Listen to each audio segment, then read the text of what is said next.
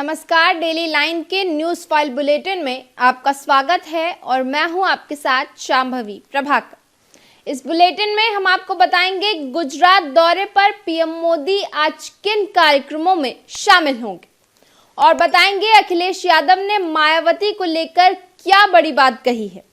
इसके साथ ही बताएंगे 22 जनवरी को रामलला की प्राण प्रतिष्ठा समारोह को लेकर सीएम योगी ने क्या बड़ा ऐलान किया है। लेकिन उससे पहले एक नजर डालते हैं आज की हेडलाइंस पर। आज वाइब्रेंट गुजरात समिट का उद्घाटन करेंगे पीएम मोदी। चेक गणराज्य के पीएम पेट्रा फियाला समिट में चीफ गेस्ट के रूप में हो रहे शामिल। उमर खालिद की जमानत याचिका पर सुप्रीम कोर्ट में सुनवाई आज। दिल्ली दंगों के साजिश में शामिल होने का है आरोप। यूएपीए के तहत हुई थी गिरफ्तारी। मायावती को लेकर अखिलेश यादव ने कही बड़ी बात, कहा वे बड़ी नेता हैं, हम सबको उनका सम्मान करना चाहिए। 22 जनवरी को रामलला का प्राण प्रतिष्ठा समारोह के दिन मनाया जाएगा राष्ट्रीय उत्सव।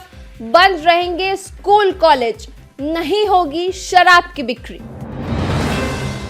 उत्तर भारत में शीतलहर के साथ कड़ाके की ठंड जारी। 20 राज्यों में आज भी कोहरे का अलर्ट। उत्तर प्रदेश में बेमौसम हो रही बारिश। अब बात करते हैं आज की पहली खबर की। प्रधानमंत्री नरेंद्र मोदी गुजरात के दौरे पर हैं। पीएम मोदी आज यानी 10 जनवरी को गांधीनगर में वाइब्रेंट गुजरात ग्लोबल समिट का उद्घाटन करेंगे। अपने दौरे के दूसरे दिन पीएम मोदी ने यूएई के राष्ट्रपति मोहम्मद बिन जायद अल नाहयान से द्विपक्षीय वार्ता की और 4 समझौते पर दस्तखत किए। बता दें कि इस बैठक से पहले पीएम मोदी और राष्ट्रपति शेख मोहम्मद बिन जायद अल नाहयान ने एक रोड शो किया जो कि 3 किलोमीटर लंबा था। यह रोड शो एयरपोर्ट से साबरमती आश्रम तक हुआ। जानकारी के मुताबिक गुजरात समिट का उद्घाटन करने के बाद पीएम मोदी चेक गणराज्य के पीएम पेट्रा फियाला के साथ बैठक करेंगे। चेक गणराज्य के PM Petr Fiala Vibrant Gujarat Summit में मुख्य अतिथि के रूप में शामिल हो रहे हैं। वहीं दूसरी ओर बीजेपी अध्यक्ष नड्डा आज से असम और अरुणाचल के 3 दिन के दौरे पर हैं। लोकसभा चुनाव के मद्देनजर उनका ये दौरा काफी महत्वपूर्ण माना जा रहा है। इन 3 दिनों में नड्डा कई बैठकों में हिस्सा लेंगे और आगामी लोकसभा चुनाव की तैयारियों की समीक्षा करेंगे। अब बात करते हैं आज की दूसरी खबर की।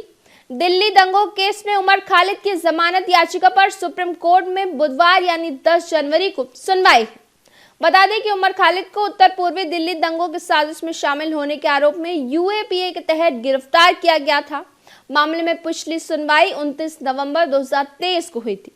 उमर खालिद की याचिका पर सुनवाई करते हुए जज बेला एम त्रिवेदी और जज सतीश चंद्र शर्मा की पीठ ने मामले को स्थगित कर दिया था। उन्होंने उमर खालिद के वकील कपिल सिब्बल और अतिरिक्त सॉलिसिटर जनरल एसवी राजू के उपलब्ध नहीं होने के कारण मामले को स्थगित किया था। अब बात करते हैं अगली खबर की। लोकसभा चुनाव से पहले एक बार फिर मायावती और अखिलेश एक साथ आ सकते हैं। बीते दिन हुई सपा विधायकों की बैठक में अखिलेश यादव ने इसके संकेत दिए हैं। उन्होंने कहा कि मायावती उम्र में हमसे बड़ी हैं, वे बड़ी नेता हैं और हम सबको उनका सम्मान करना चाहिए। अखिलेश यादव ने बैठक में कहा कि कांग्रेस बीएसपी से बात कर रही है। अगर बसपा इंडिया गठबंधन में शामिल होती है तो हमें कोई परहेज नहीं। अखिलेश ने आगे कहा कि विधायकों से मायावती को लेकर मेरे बयान को गलत समझा गया। कोई भी सपा का नेता मायावती को लेकर बयानबाजी ना करे। अब बात करेंगे अगली खबर की। 22 जनवरी को रामलला की प्राण प्रतिष्ठा समारोह है, जिसके चलते सीएम योगी अयोध्या में तैयारियों का जायजा लेंगे।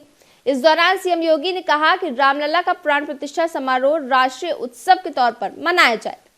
उन्होंने कहा कि 22 जनवरी को सभी स्कूल कॉलेज बंद रहेंगे। इसके अलावा प्राण प्रतिष्ठा के दिन प्रदेश में शराब की बिक्री भी नहीं होगी।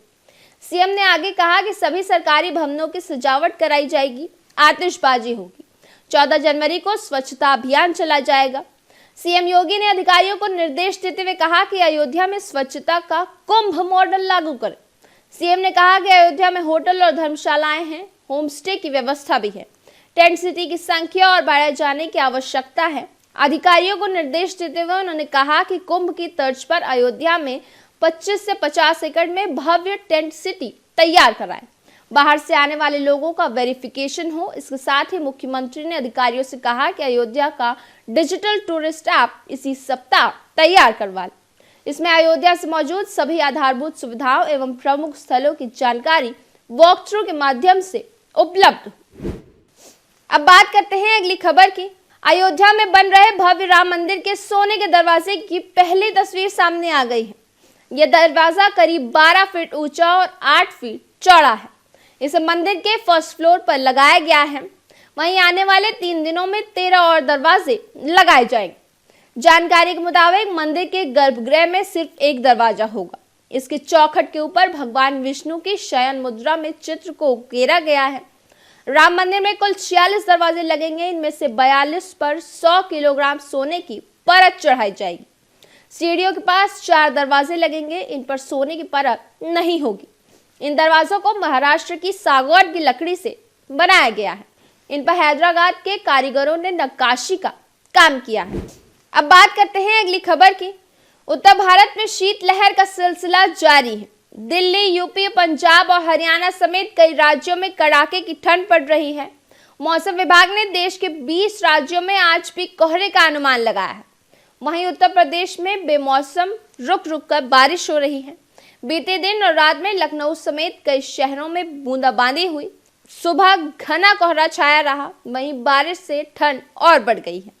लखनऊ, मेरठ, बरेली समेत 5 शहरों में कोल्ड डे रिकॉर्ड हुआ है। मौसम विभाग ने बुधवार को प्रदेश के सभी जिलों में घने कोहरे, बारिश और ओले का अलर्ट जारी किया है। वहीं 11 जनवरी से प्रदेश में बारिश के आसार नहीं है। अलग अलग शहरों में शुक्रवार से धूप निकल सकती है, मगर कड़ाके की ठंड भी पड़ेगी। डेली लाइन के मॉर्निंग न्यूज फाइल बुलेटिन में बस इतना ही। बने रहिए डेली लाइन के साथ।